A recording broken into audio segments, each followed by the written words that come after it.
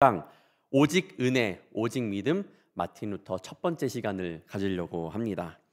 저번 주에 말씀을 함께 짧게 요약을 하고 넘어가도록 하겠습니다. 마틴 루터가 종교 개혁을 일으켰지만 역사는요 하루아침에 만들어지지 않습니다. 그러면서 루터가 본격적인 그런 종교 개혁을 하기 전에 이미 역사의 주관자이신 하나님께서 미리 준비하셨다라는 것은 꼭 우리 성도님들이 기억하고 가길 바랍니다.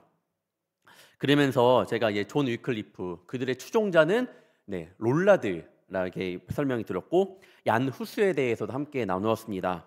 얀 후스의 추종자들 가운데에 모라비안 교도들이 있는데 이들은 나중에 존 웨슬리 감리교 창시자죠. 존 웨슬리에게 영향을 주게 됩니다. 종교개혁의 이 선구자들의 키포인트는 무엇이라고 기억을 하시고 계신가요? 바로 말씀의 회복입니다. 말씀의 회복. 지금도 굉장히 우리가 이 키포인트를 갖고 가야 되고 절대로 잊어서는 안 될 좋은 아주 키포인트인데 말씀의 회복 꼭 기억하길 바랍니다. 특히 교회가 기독교의 머리가 아닌 교회의 머리 되시는 예수님을 알기 위해서는 반드시 말씀의 회복이 있어야 한다고 그동안 가르쳤습니다. 다시 정리해서 말씀드리자면 위클리프는 종교개혁의 그런 불꽃을 일으켰고 얀 후스는 불꽃으로 그 불을 붙였고 오늘 배울 마틴 루터는 그 불로 횃불로 바꿔서 모든 세상을 어두운 세상을 밝히게 됩니다. 이 시간 함께 마틴 루터에 대해서 말씀을 나누면서 역사의 주관자이신 하나님을 느끼시는 귀한 시간이 되기를 바랍니다. 초대교회 4세기 초반까지 크고 작은 핍박이 있었다고 했습니다. 그리고 콘스탄티누스 황제의 밀라노 칙령, 그리고 테오도시우스 황제의 그런 기독교 공인으로 인하여 천대받던 기독교가 급부상했다고 또한 말씀을 드렸습니다. 자연스럽게 정치와 종교가 서로 합쳐지는 정교 유착이 시작이 되는 거죠. 핍박이 끝났으니까 좋은 일만 있겠지가 아니라 이제는 정치와 종교가 함께 합쳐지는 정교 유착이 시작이 되었습니다. 중세 카톨릭 교회는 그래서 타락함으로 빠져들었다라고 우리 계속 배웠습니다. 이때 그 가운데에서도 초대 사도들의 그런 순수한 신앙을 지키려고 했던 사람들이 있었습니다. 타락을 했다고 타락 끝나는 것이 아니라 타락을 보면서 안타까워했던 사람들이 있을 거 아니에요. 우리 불꽃교회 성도님들처럼 맞죠? 세상은 타락하지만 우리 마음 아파하면서 기도하고 있잖아요. 그런 것처럼 그때 그들이 있었는데 우리 임 목사님께서 계속 말씀해 주신 바로 수도 운동이 바로 그겁니다. 굉장히 중요한 거예요. 4세기 초 로마 제국의 핍박이 끝나면서 순교자의 시대가 지나갔다고 느끼는 사람들은 그 대안으로 수도자의 삶을 택하게 되었습니다. 그들은 수도원주의를 날마다 순교하는 것이라고 부르기도 하였습니다. 이후 교회가 타락하기 시작했을 때는 세속화된 교회의 염증을 느낀 사람들이 수도원으로 더욱더 들어가게 되었습니다. 아시는 분들은 알겠지만 베네딕트, 토마스 아켄피스라는 이 기독교사의 길이 남을 경건한 지도자들이 중세 수도원에서 배출되었습니다. 이들이 정말 잘한 것 중에 무엇이 있냐? 로마가 야만족들에 의해서 무너지게 됩니다. 유럽에 그래서 천년의 암흑기가 오는데 수사들은 신실하게 성경 사본과 기독교 고전들을 필사해서 보관하였다라는 거예요. 그때 그 암흑기 가운데 그래도 그렇게 하나님의 말씀을 지키려고 했던 사람들이 바로 이 수도사들입니다. 성경사본이 종교개혁 시대까지 살아남을 수 있었던 것도 이들의 수고 덕분이었습니다. 종교개혁의 서막을 장식한 마틴 루터도 이 수도원주의 문화에서 배출되었다라고 말할 수 있습니다. 우리 성도님들은 이 마틴 루터에 대해서 얼마나 아시나요? 어느 정도 아시는 분들 아시겠지만 오늘 이 시간 함께 더 말씀을 나누도록 하겠습니다. 1483년 독일의 한 부유한 광산주의 그런 아들로 태어났습니다. 마틴 루터의 아버지 이름은요 한스 루터입니다. 광부 출신이기 때문에 굉장히 성격이 어떨 것 같나요? 마초 같은 그런 좀 남자 같은 사나운 그런 성격을 가진 사람이었습니다. 반대로 루터는 굉장히 연약했습니다. 그래서 아버지는 그 아버지 시절 때는 많이 못 배웠기 때문에 잘 못 배웠기 때문에 아들만큼은 잘 되기를 원했겠죠. 그래서 아들에게 법률을 공부하라고 강요를 했습니다. 그래서 법률을 처음에 마틴 루터는 공부를 하게 되었습니다. 그러다가 어느 날 22살이 되던 해 친구와 함께 슈토테른하임이라는 촌락을 향해 걸어가다가 무시무시한 천둥 번개가 내리치면서 앞서가는 친구가 즉사하는 사고를 만나게 됩니다. 번개를 보신 적 있으시죠? 근데 그 굉장히 그 소리를 들으면 웅장할 뿐만 아니라 무섭습니다. 옆에서 떨어진다고 생각해 보세요. 그러면 더 무섭고 더 두렵습니다. 루터는 그 순간 엄청난 공포에 사로잡히게 됩니다. 그래서 땅에 엎어지면서 당시 광부들의 수호 성인을 부르며 이렇게 마틴 루터가 고백했습니다. 성안나시여 저를 구해주시면 저는 수도사가 되겠습니다. 네. 얼떨결에 자신의 마음, 지금 법률을 공부하고 있는 사람이지만 얼떨결에 두려운 마음 때문에 이 마음에 있었던 정말 내가 하고 싶었던 이 수도사가 되고 싶은 마음이 불쑥 나온 거예요. 무서우니까 확 튀어나왔습니다. 루터의 마음속 깊은 곳에는 수도사가 되고 싶은 마음이 있었는데 누구 때문에 못했겠죠? 아버지 때문에 못하고 있었던 거예요. 하다가 죽을 고비를 넘기니까 친구의 그런 사고를 당한 걸 보니까 불쑥 그렇게 자신의 마음을 고백하게 됩니다. 죽음에 직면하니 자신도 모르게 속마음이 드러났던 겁니다. 이 천둥 속에 부르심 루터의 돌, 여기가 슈토테른하임 가보면요 이 돌 비석이 있습니다. 슈토테른하임은요 그 프랑크푸르트와 만약 해외에 가신 분들은 거기를 거의 경유해서 가잖아요. 거기 프랑크푸르트에서 비텐베르크가 한시 방향인데 그 두 개 사이에 있는 데가 바로 이 에르푸르트라는 안에 있는 이 슈토테른하임이라는 곳입니다. 이 내용을 제가 쭉 보시면요 무슨 언어로 되어 있나요? 독일어죠. 제가 독일어를 잘 못합니다. 그래서 제가 독일어 강사분을 모셨거든요. 한번 쭉 읽어주실 건데 우리 저희 김하진 전도사님 그렇게 독일어를 잘하세요. 한번. Geweihte Erde, Wendepunkt der Reformation. In einem Blitz vom Himmel wurde den jungen Luther hier der Weg gewiesen. 네, 박수 한번 보내주세요. 네. 저희 전도사님 이렇게 대단합니다. 영어도 잘하시고요, 독일어도 잘하시고, 네, 그렇습니다. 네, 저 맨 위에는 구별된 땅이란 뜻이고요. 가운데는 종교 개혁으로의 전환점. 네, 그리고 밑에의 뜻은 하늘로부터 번개 속에 이곳에 있던 젊은 루터를 향한 길이 제시되어 있었다. 그러니까 그날 갑자기 천둥번개 딱 치니까 갑자기 거기서 마음이 확 변하면서 구별되게 그렇게 그런 땅이 된 거죠. 마틴 루터에게 다른 길로 갈 수 있는 곳이 바로 슈토테른하임에 있는 그런 곳이 됩니다. 비석의 뜻이 저렇게 되고요. 그리고 진짜로 어거스틴 수도원의 수도사가 되었습니다. 이 일 있으므로 바로 된 거예요. 당연히 아버지의 반대가 있었겠습니까? 없었겠습니까? 있었죠. 당연히 있었죠. 하지만 이겨내고 수도원의 사제가 됩니다. 수도원에 들어가서 연옥의 존재함도 배웠고, 이따가 연옥에 대해 말씀드릴게요. 연옥의 존재함도 배웠고 그리스도가 심판자라는 것도 당연히 배웠겠죠. 그래서 그리스도의 공로 없이는 결코 천국에 갈 수 없음을 배우기도 했지만 그 공로를 자신의 노력으로 얻어야 된다고도 배웠습니다. 굉장히 중요해요. 자신의 노력으로도 있어야 한다. 노력으로 얻어야 한다고 생각을 했습니다. 그래서 그가 생각하기에 구원의 현명한 길은 무엇일까요? 하나님의 은혜를 받을 자격이 되도록 종교에 전력 투구하는 것이 그의 마음이었습니다.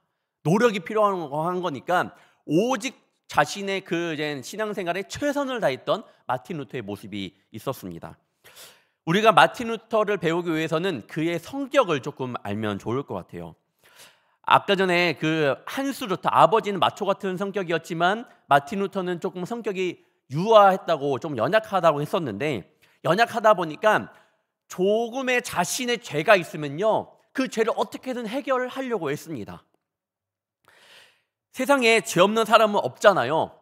수도사들조차도 자신의 죄와 타협하고 자신의 죄에 대해서 넘어가곤 했지만 마틴 루터는요, 순수하기도 했고 고지식하기도 했고 순진하기 때문에 그렇지 않았습니다. 철저하게 이 수도원에 있었던 이 법규를 지키고 수련하고 선행하고 죄 고백을 그렇게 많이 하고 고해성사죠.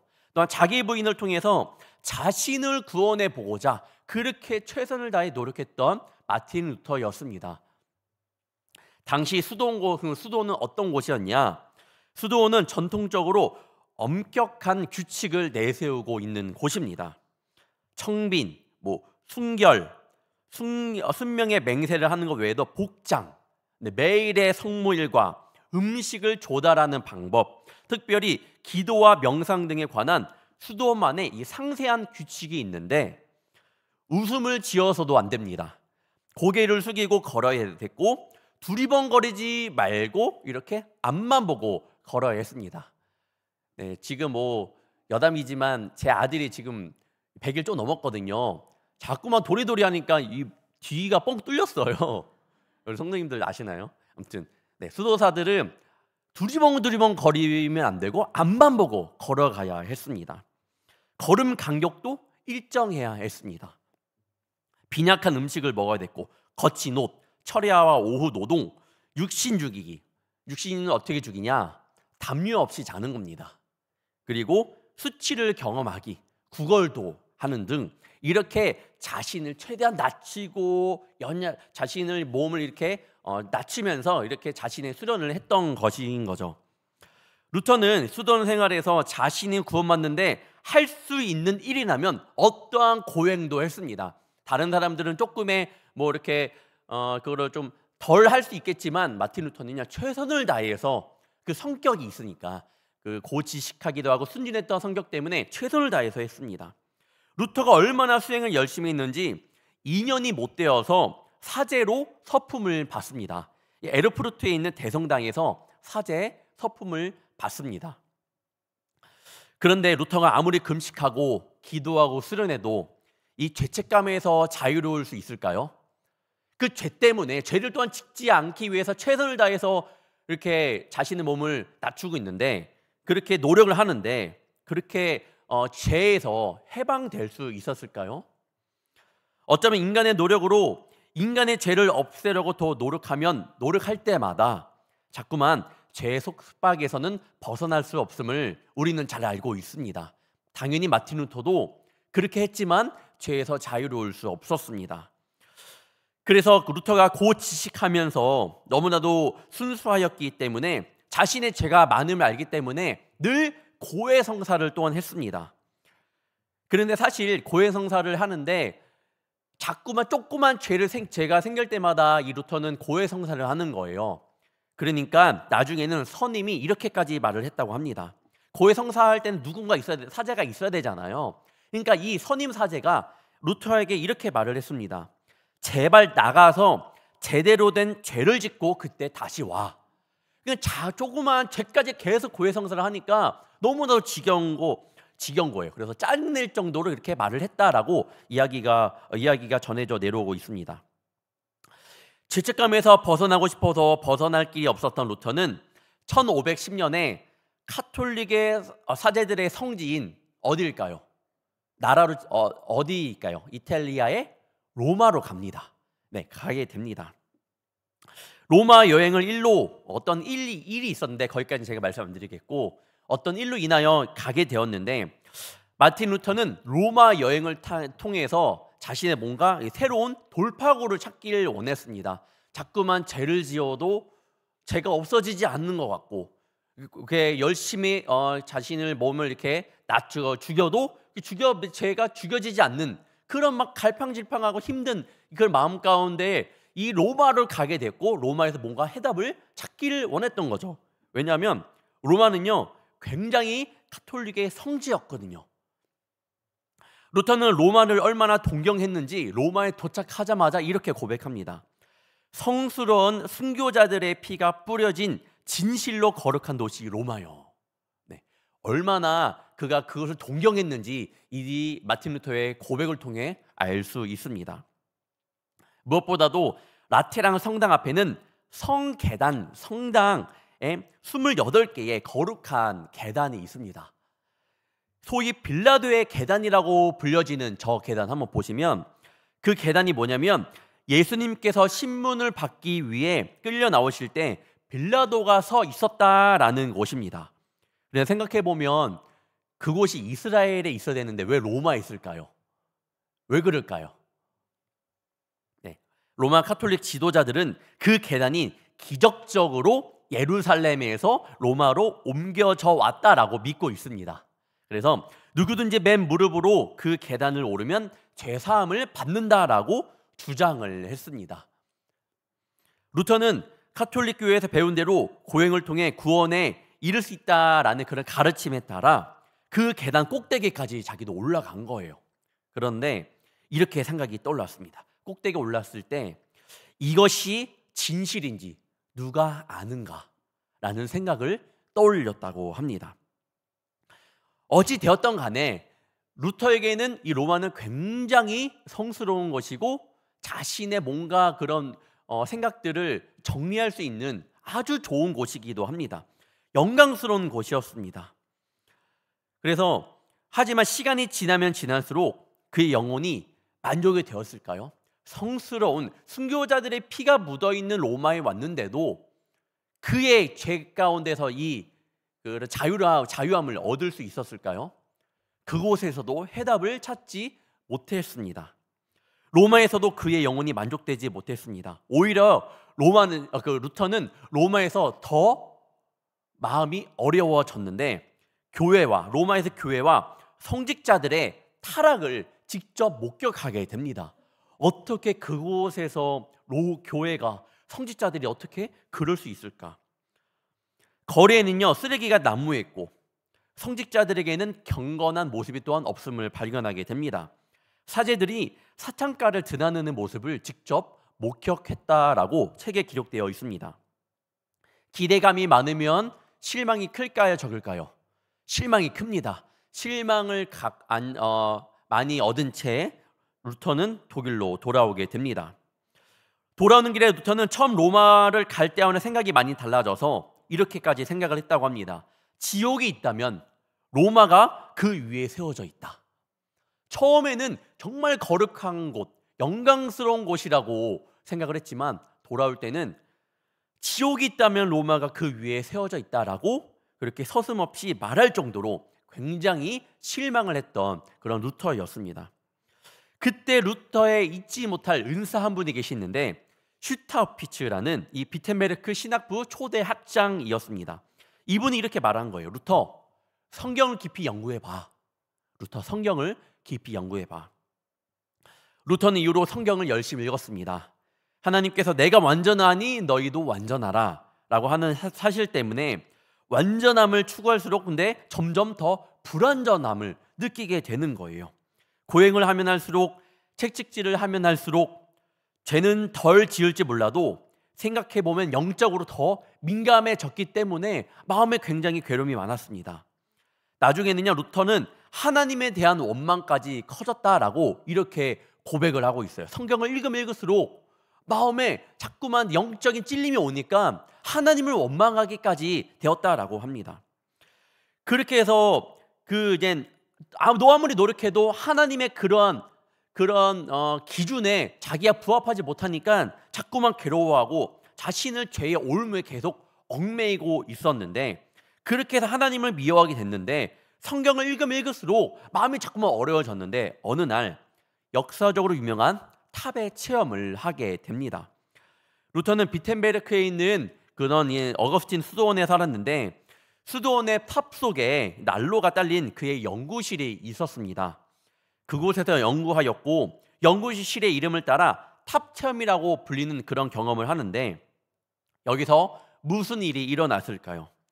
루터가 시편 강의를 마치고 로마서 연구를 가르치기 위해서 연구를 하는 도중에 성경을 깊이 읽어 내려가다가 성경에서 새로운 용서의 확신을 발견하게 됩니다. 특히 십자가 위에서 나의 하나님 어찌하여 나를 버리셨나이까 라고 외치신 예수님의 말씀에서 우리의 죄를 대속하신 하나님의 큰 사랑을 발견하게 됩니다.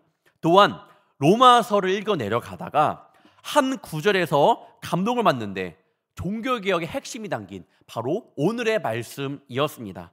다시 한번 오늘의 말씀을 우리 다 함께 읽어보도록 하겠습니다. 시작.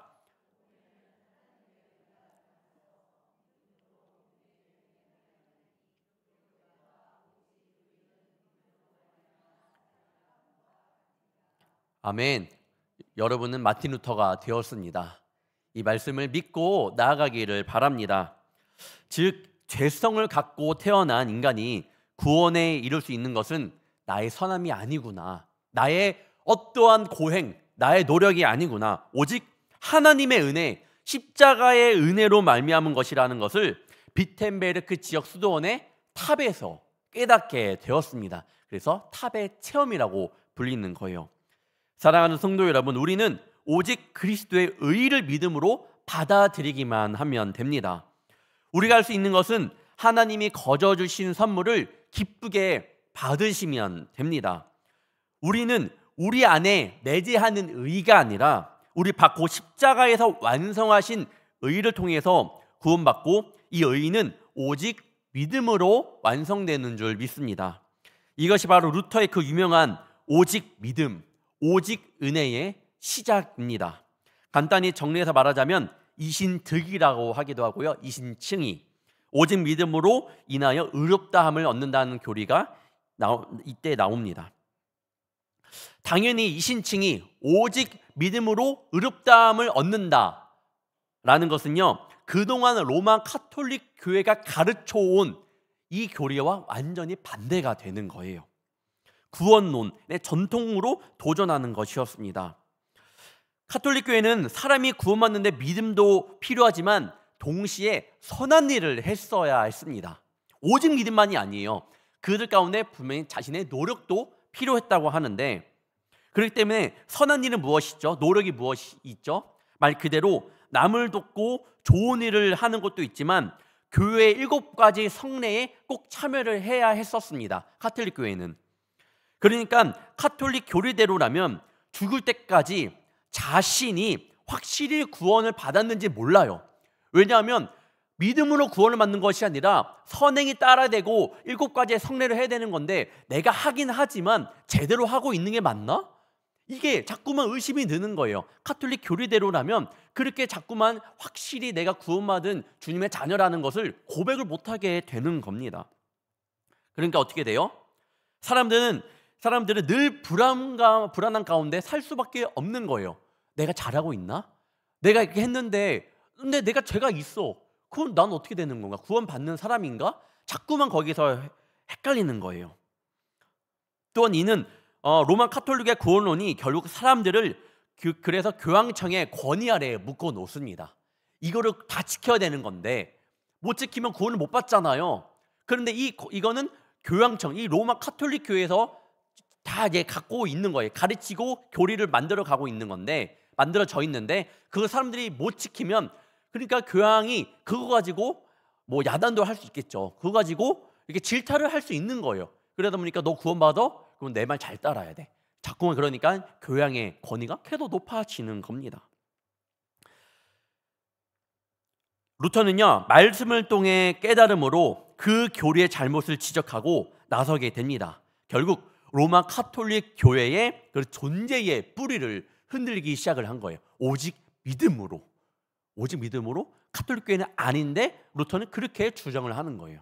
그러니까 그 카톨릭 교회의 존재 자체가, 그 뿌리가 막 흔들리기 시작을 했습니다. 무엇보다 카톨릭 교회는 자기들이 인간과 하나님의 사이의 유일한 다리라고 자부를 했습니다.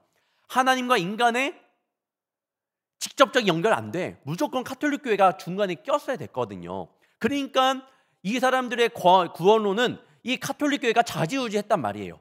그러니까 자꾸만 이 중간 역할을 했었는데, 지금 마틴 루터는 오직 믿음으로, 카톨릭 교회가 아니라 오직 믿음으로 구원을 받으니까 이 중간이 없어도 되는 거예요. 그럼 카톨릭 교회는 굉장히 화가 나겠죠. 교황청의 권위가 절대시되던 시절에 이것이 얼마나 큰 사건인지 성도님들은 그 포인트를 꼭 짚고 넘어가야 됩니다.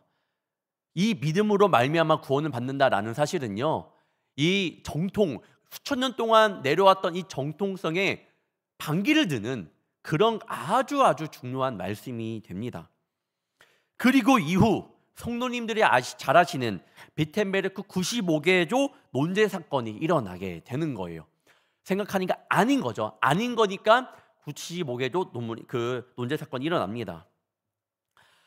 루터가 본격적으로 세상에 드러나게 된 것이 그 유명한 95개조 논제 사건, 반박문, 이 사건을 통해서였습니다.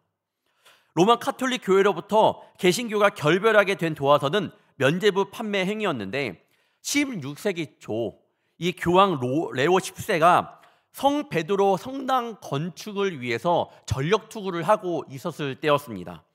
이를 위해서는요, 천문학적인 그런 자금이 필요했었습니다. 그래서 카톨릭 교회는 유럽 전역에 면죄부를 파는 데에 굉장히 총력을 기울이고 있었는데, 이 비용을 마련하기 위해서 마인츠 지역 대주교였던 알브레히트라는 대주교가 있었는데, 이 사람에게 너에게 임지 하나를 더 줄게, 이 면죄부 한번 팔아봐 라고 딜을 하는 거예요. 그래서 성 베드로의 성당의 건축비를 요구하게 됩니다.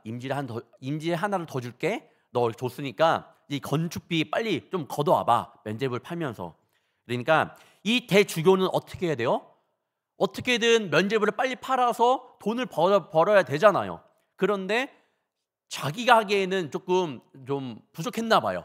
이때 누구를 고용하느냐? 등장한 사람이 도미니카 수도의 수도사였던 요한 테첼이라는 사람이었습니다. 왼쪽에 있던 이 사람이 요한 테첼인데, 테첼이 얼마나 설교를 잘했는지 모릅니다. 말만 하면 사람의 마음이 막 움직이는 거예요. 지갑이 막 열리는 거겠죠. 각 지방을 순회하면서 이 말씀 많이 들어봤을 겁니다. 금전이 헌금궤 밑바닥에 짤랑하고 떨어지는 순간 연옥에 있던 영혼이 천국에 올라간다. 이거는 많이 들어봤을 겁니다.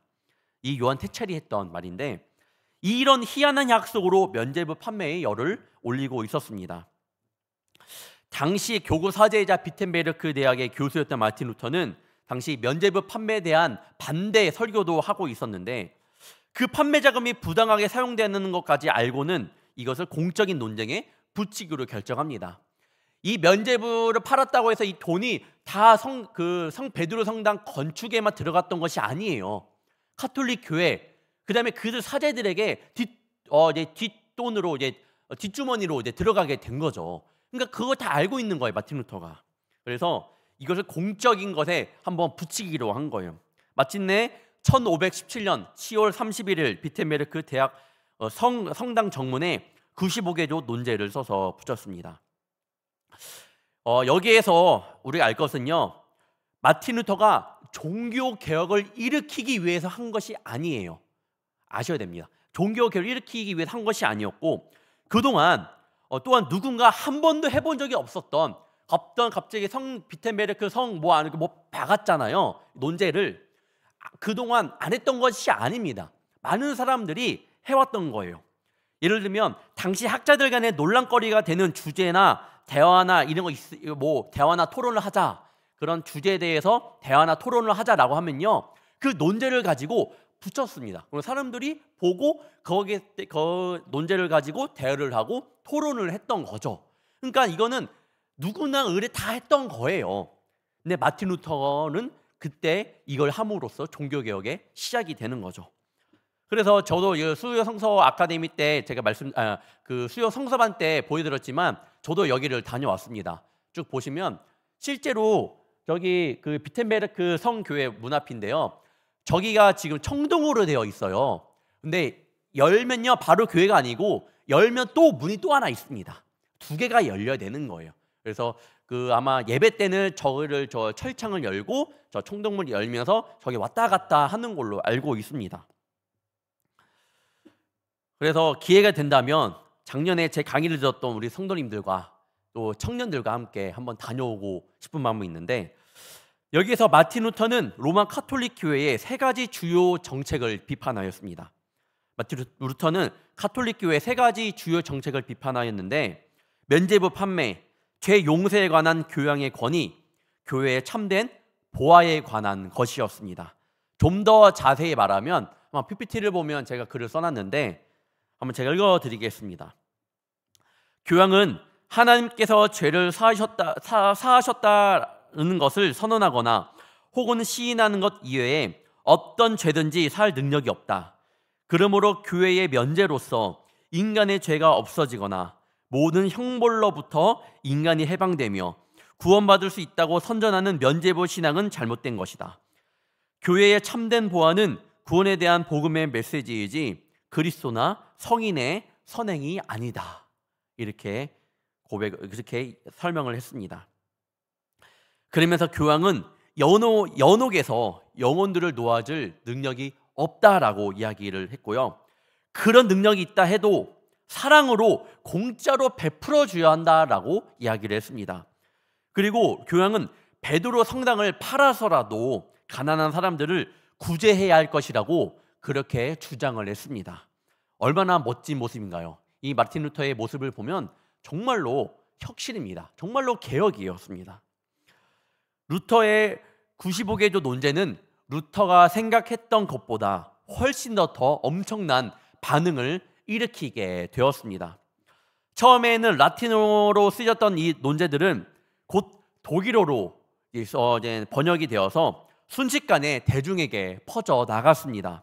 그 이유는 당시 사람들의 가슴속에 쌓여있던 로마 카톨릭에 대한 불평과 불만들이 이 95개조 방만문을 박음으로써 그것을 알게 됨으로써 이 사람들의 마음과 합쳐진 거예요. 그들도 그동안 항상 마음에 좀 불평 불만이 있었는데 이것이 그때 그 95개조 반박문이 도화선이 되었던 거죠. 또한 구텐베르크의 인쇄술의 발달로 인해서 95개조 논제는요 순식간에 수천 부의 사본이 만들어지면서 막 퍼져 나갑니다. 이 구텐베르크 인쇄가 굉장히 중요해요. 그 전에 위클리프나 얀수가 열심히 했던 그런 작업들 가운데 많이 못했던 것이 왜 그렇게 종교개혁까지 이어지지 않았던 이유가 사람들이 많이 못 보니까. 그래서 위클리프가 썼던 성경을 보면 제가 그 필사했다고 그때 말씀을 했었는데 한 글자 한 글 다 필사를 했는데 이때는 이제 구텐베르크 인쇄기가 발명하니까 수첩으로 막 찍어내니까 막 퍼지는 거예요. 그러니까 종교개혁이 더 빨리 일어났다라고 볼 수 있습니다. 테첼의 면죄부 판매량은 당연히 눈에 띄게 줄어들게 되었죠. 교양청의 심장부에 비수를 들이대며 종교개혁에 불을 지폈던 사건이 이렇게 시작이 되었습니다. 그래서 역사학자들은요 95개조 논제가 발표된 그날 1517년 10월 31일을 종교개혁의 시작으로 보는 것입니다. 정확히 말하자면 그때 종교개혁이 시작되었다라는 것은 아니지만 전체적으로 보았을 때는 역사학자들은 그때를 종교개혁의 시발점으로 보고 있는 겁니다. 오늘은 여기까지예요. 다음 시간에는 그 이후에 어떤 일이 일어났는지를 함께 말씀을 통해 나누려고 합니다. 저는 그 마틴 루터를 보면서 95개조 반박문, 수천 년의 전통에 맞서 싸운 이 마틴 루터의 용기, 하지만 수천 년의 전통에 싸운 거고 괜히 카톨릭 교회가 권위가 굉장히 높았잖아요. 그러니까 생각으로는 진짜 이제 큰일 났구나. 마틴 루터 이제는 죽을 일밖에 안 남았구나라고 생각을 했는데 이때 하나님의 은혜가 펼쳐집니다. 많은 사람들의 도움으로 이리저리 도망치면서 때로는 등장했다가 하면서 목숨을 부지하게 되는데 이거는 나중에 시간에 한번 배우도록 하겠습니다. 사랑하는 성도 여러분, 이 1000년이 넘는 카톨릭 정통에 이렇게 대항할 수 있는 능력은 누가 주셨을까요? 그렇죠. 하나님입니다. 사람의 능력으로는요 절대 안 돼요. 우리의 연약함으로는요 절대 하지 못합니다. 여기 계신 분들 저도 못하고 아무도 못할 거예요. 사람의 능력으로는 안 됩니다. 하지만요 연약한 사람이라 하더라도 그 사람의 성령의 권능이 임하면 가능한 줄 믿습니다. 이것이 바로 하나님의 능력입니다. 믿으시나요? 발업기는 우리 성도님들도 하나님의 능력을 믿고 힘내시기를 바랍니다. 스가랴 4장 6절 보겠습니다. 만군의 여호와께서 말씀하시되 이는 힘으로 되지 아니하며 능력으로 되지 아니하고 오직 나의 영으로 되느니라. 삼손도 힘이 센 게 아니죠. 자신의 힘이 아니었습니다. 사사기 보시면 삼손이 레이의 이름에 블레셋 사람들이 그에게로 마주 나가며 소리 지를 때 여호와의 영이 삼손에게 갑자기 임하심에 그의 팔 위에 밧줄이 불탄 삼과 같이 그의 결박되었던 손에서 떨어진지라. 삼손이 나귀의 새 턱뼈를 보고 손을 내밀어 집어들고 그것으로 1000명을 죽이고 이르되 나귀의 턱뼈로 한 더미 두 더미를 쌓았으며 나귀의 턱뼈로 내가 1000명을 죽였도다 하니라. 아셨나요? 하나님의 영이 우리 가운데 임해야지 우리 가운데 능력이 생깁니다. 하나님 이거 해주세요, 하나님 저거 해주세요 라는 기도가 아니라 하나님의 능력이 우리 사랑하는 자녀 가운데에, 내 마음 가운데에, 우리 삶 가운데 임하기를 간절히 원합니다 라고 고백할 줄 아는 우리 성도님들 되시길 바랍니다. 어떤 일이든 작은 일이라도 내 힘으로 하려고 하지 않길 바라요. 내 능력으로 해결하려고 하지 않기를 바랍니다. 작은 일이어도, 쉬운 일이어도, 때로는 앞에 꽉 막힌 일이어도 하나님의 능력을 믿고 나아가는 우리 성도님들 되시길 다시 한번 주님의 이름으로 축원합니다. 다른 세상적인 거 구하지 마세요. 다른 세상적인 어떤 것도 구하지 마시고 기도할 때에 오직 모든 것의 열쇠인 여호와의 능력을 구하는 저와 여러분이 되기를 바랍니다. 그때 불꽃교회의 이 세상 가운데, 모든 교회 가운데 우리 성도님들이 마틴 루터가 될 줄 믿습니다. 기도하겠습니다.